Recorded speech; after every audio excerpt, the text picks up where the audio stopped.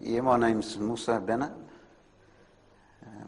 I'm Australian. I'm originally from Adelaide, South Australia. I've been over here in Perth, living here for the last 20 years. I've been a Muslim for 24 years.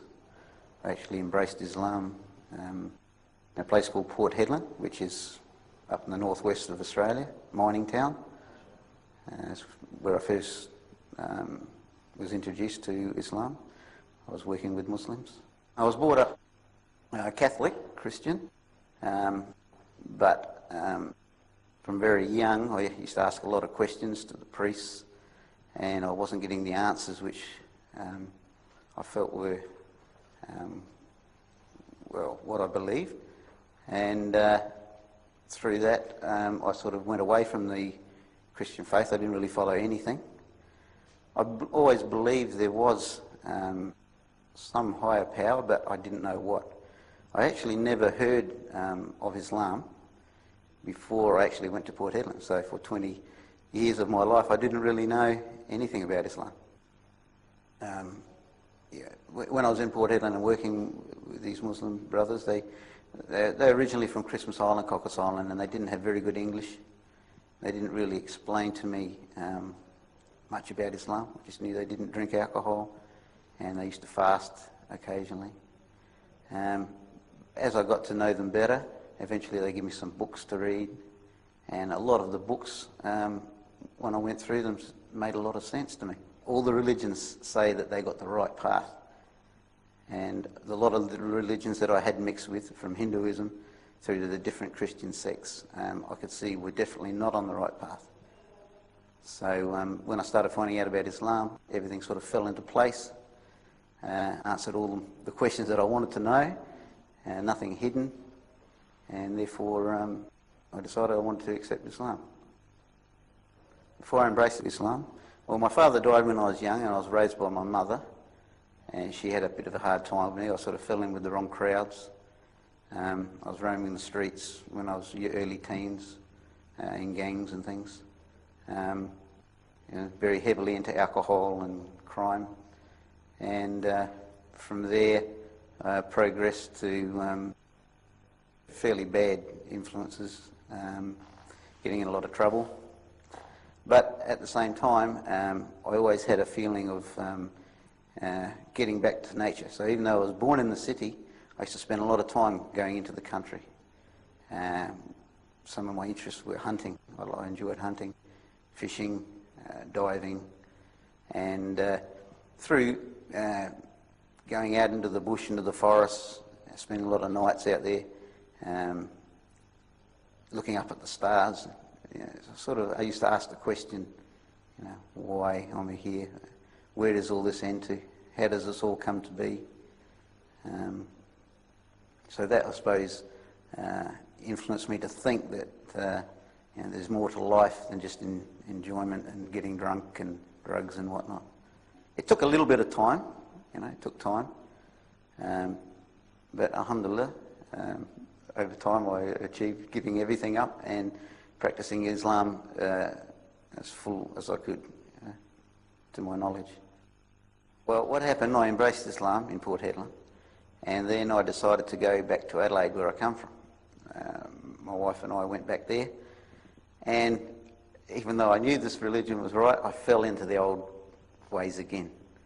As soon as I start mixing with my old friends, I try and tell them about Islam, and they were very, oh, well, that's good, good on you.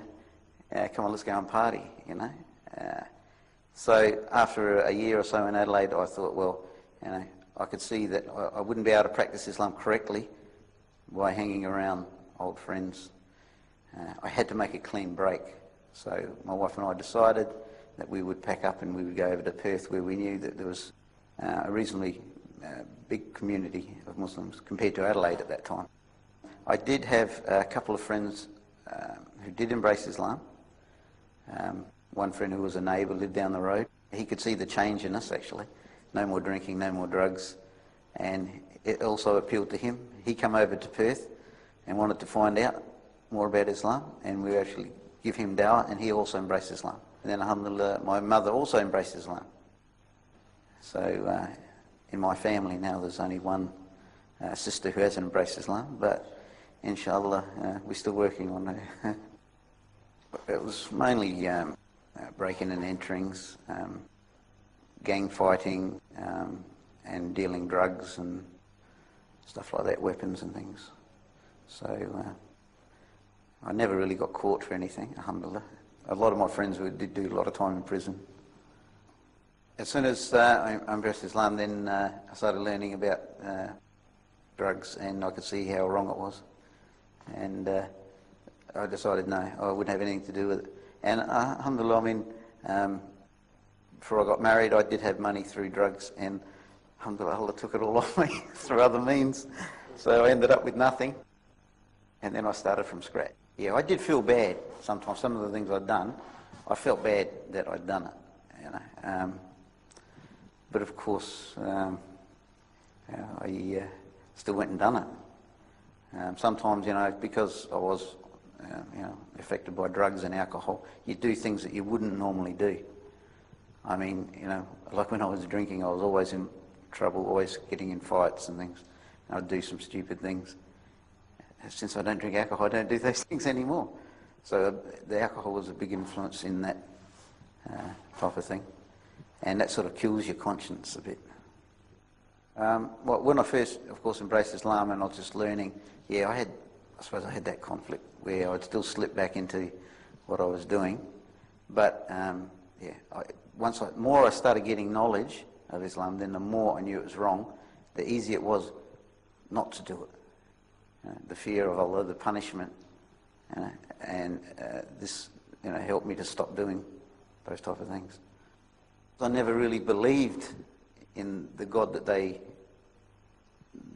worship, and that what they said, you know, that therefore I never really listened to them, you know. Just the way Christianity was, I found that I just couldn't listen to them. I just wouldn't listen to them. Yeah, back then when I was, you know, doing these things, these crimes and behaving badly, of course I had a fear of getting caught by the police. Everyone has that. But you also think in your mind that you will do things so that you won't get caught. You have that possibility of getting caught, but that's a small possibility. So difference is, once you know about Allah and that He knows everything, He sees everything, then it makes you realise that no matter what you do, you can't hide it and you can't get away from it. On the Day of Judgment, everything that I've done will be brought forward. So that's the crux that actually makes me try and do the right thing now and keep away from all bad things. My faith in Allah and the fear of others' punishment is what makes me try and do the right thing now and keep away from haram and bad things. I embraced Islam in Port Hedland and went back to Adelaide, and I told him, look, I've embraced this religion of Islam, and my brother laughed at me because he thought it was a big joke, you know. And I told him, look, I'm serious, this is something which I never knew before, and I've come to know things which you know, I believe are correct and it's truthful. And once again, you know, he joked about it. My mum thought it was a bit of a joke too. She's a bit worried I was involved with some cult or some sect of, you know, she didn't really know anything about Islam. But after a while, they could see the change in me. I was trying to do the right things, trying not to drink, not to take drugs, and just in that change, not to swear, they could see there's something good in it. Alhamdulillah, they accepted that I'd taken on this new faith, but they didn't really want to know much about it. It wasn't until I actually went back to Perth a year later that my brother come over and he wanted to know more about it. And I had a group of Muslims staying with me at that time, and he was watching us pray. He looked through the door into the room and watching us pray, and he saw how peaceful it looked and how down to earth it looked, and that appealed to him.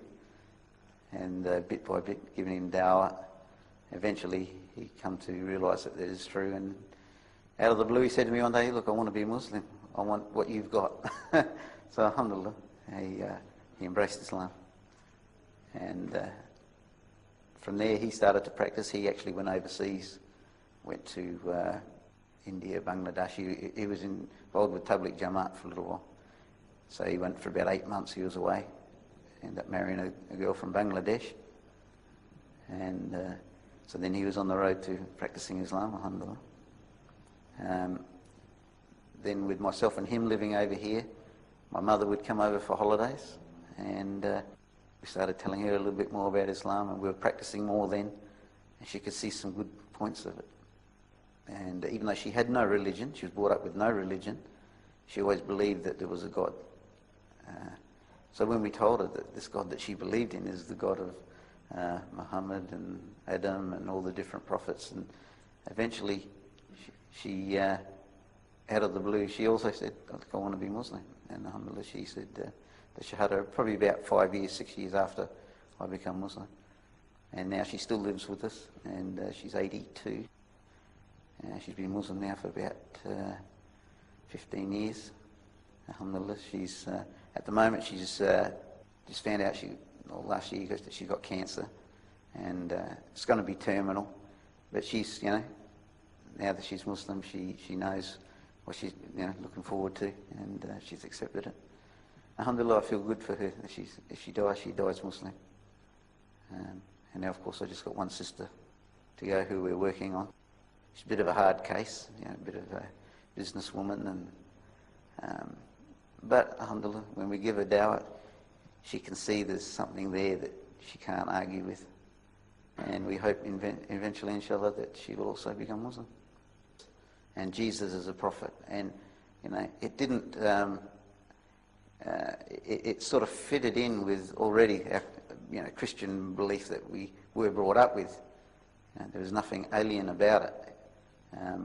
So it was easy to accept that, Muhammad is the last prophet. And of course, when you start reading the Quran, and then I started learning more and looking into the science of the Quran, and I always used to pick holes in the Bible because there's so many holes to pick, so many contradictions and mistakes. And I found with the Quran, when I tried to do the same thing, I couldn't do it. Everything it said, it was backed with proof.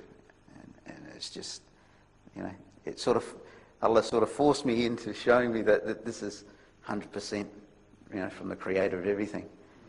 No mistakes, no contradictions, dealing with all aspects of science and life. And it's convinced me.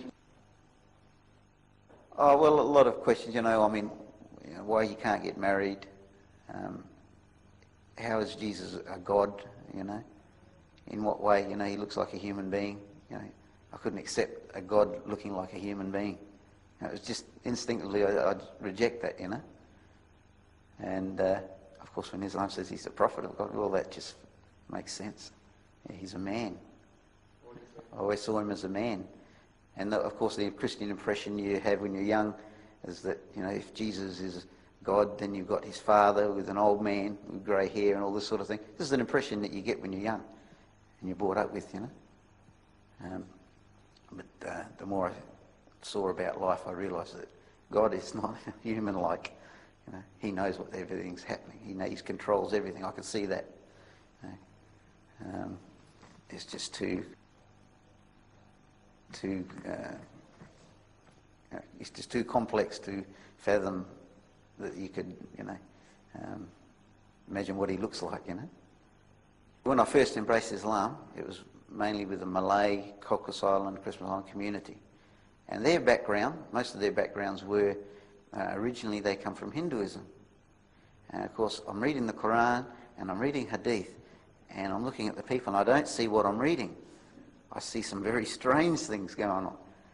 And it took me a long time, it took me years to actually sort out what was really Islam and what was their customs, traditions and things dragged over from Hinduism and other religions, you know. So alhamdulillah, bit by bit, from reading Quran, the more knowledge I got and more knowledge of Hadith, then I could sift out, you know, where they're following things, you know, their customs and traditions. Yeah, I found that it actually, can I say, it actually made it very hard at first to be a good Muslim, because some of the things that they were dragging into the religion just were ridiculous. You know, even the way I got married with all this, it was really a Malay type wedding, which I remember when I was in Indonesia, the Hindus used to do similar things, you know. And I didn't like the Hindu religion from what I saw of it in Indonesia, in Bali. So yeah, I saw that what I was reading in the Quran and Hadith, it didn't say to do things like this, you know. So I sort of stuck to myself, and I would listen to some of the learned people from that community, but a lot of the things I just wasn't very happy with. Yeah, the main thing with the with Islam, I found there was a good brotherhood there. There were Muslims amongst these people who were practicing the proper Islam, and that brotherhood, you felt very close with them. That was what kept me going in a lot of ways. You know, kept me stronger in Islam. I could see that, you know, there's a whole lot of people on the wrong path, even though they call themselves Muslims, but in that there's people who are on the right path. So I kept striving to mix with those type of people. In those days it was the more the Tabligh Jamaat type people that I did mix with. They were the only ones I could see were closer to the Quran and the Sunnah. So I tended to do a bit of work along those lines there. As I learnt Quran and Hadith, with the knowledge that I had, I just picked out those people who were closest to what I've read in the Quran and Hadith, and followed them. And I found it was the Tabligh people. There was about 3 or 4 groups up there. There was Ahkam, there was Mufaridun, there were some other strange groups. I can't remember the names of them. And they all had their own ideas. And when you went to their classes or their meetings, you would see things there that, you know, invoking jinn spirits and doing some things which I never, you know, come across, you know.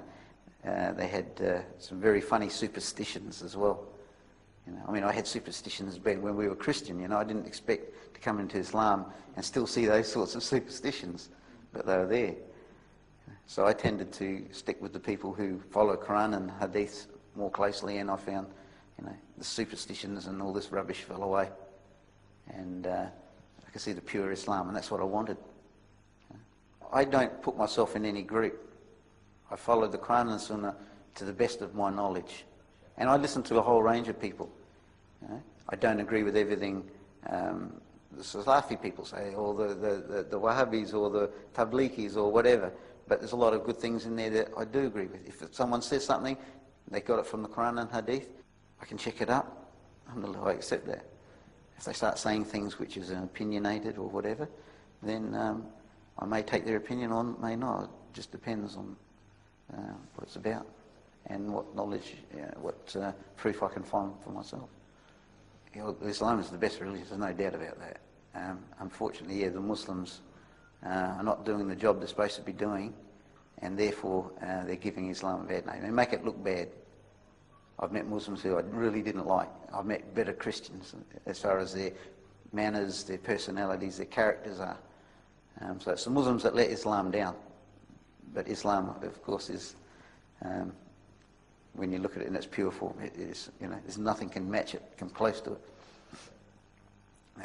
Yeah, but it's really, I see a need for the Muslims to get their act together, practice Islam, learn about Islam, and then give dawah to the people, especially in this non-Muslim country. We really need to live in amongst the kuffar. If we don't spread the message to them, eventually they're going to turn on us. I can see it, whereas like happened in Bosnia. Muslims living side by side with Christians and Orthodox and Catholics and whatnot, and eventually these Christians turn against them and just slaughtered them. I can see this here if we don't start telling people what Islam's really about. I found over the years, I've worked in all types of places, talked to all types of people, and most Australians, when you tell them about Islam, are very open-minded towards it. Once you get past that barrier that's been put up by the media and explain them what Islam really is, most of them, even though they may not embrace Islam, they agree with you. They agree that it sounds reasonable, sounds logical. And I think if the Muslims really start doing dawah in this country, they will get a lot of people coming to Islam.